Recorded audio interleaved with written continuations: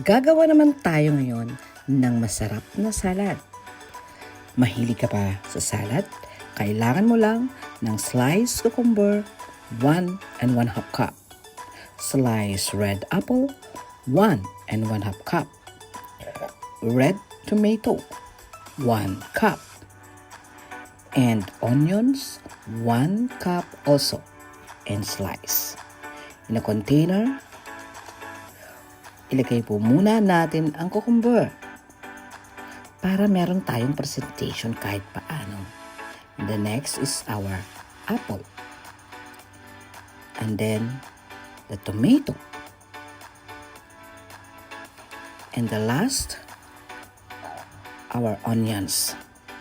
By the way, I use salad dressing para hindi na tayo magtitimpla pa. 1 cup only.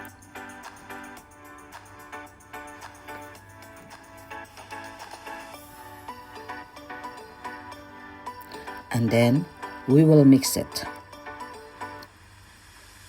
Ganun lang kadali.